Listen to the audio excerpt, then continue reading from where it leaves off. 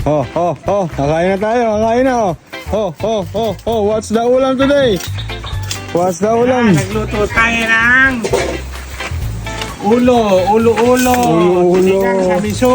Uy, sinigang sa miso. Sarap niyan, Princess Pechi. Uy, sinigang sa miso. Ulo ng tuna. Solid dyan. Ikaw ba nagluto niyan, Princess Pechi? Siyempre. Siyempre naman.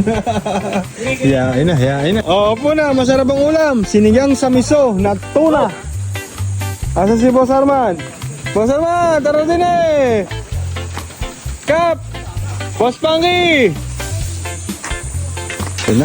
Yun na. Uy!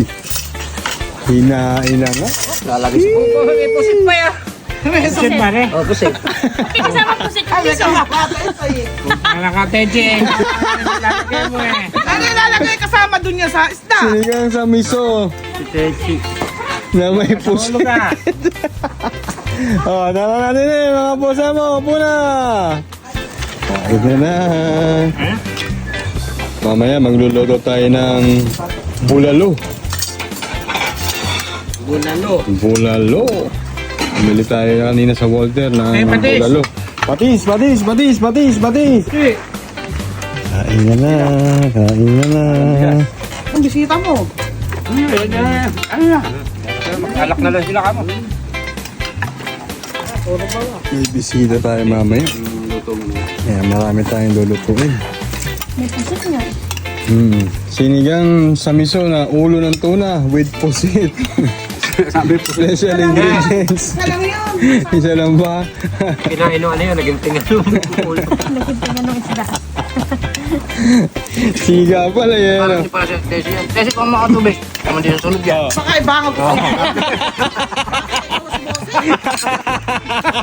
Bandi. Kanay ko ng boso. Nakaibala doon yung tahimik. Eto. Diwara rin. Sarap yung sabaw pa lang. Ulam na yan. Boss Arman. Napaparami ka ng kanin dyan. Sira ang diet mo dyan. May laro ba kayo mamaya? Ha? Saan ka bang team nakasama? Wala na, laglag na yata. Junior.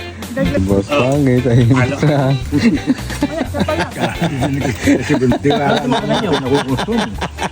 Tumba. Ha? Nakapeke kami ni Pawas. Sarap kumain. Libat yata. Sarap na naman po. Kakain din muna ako.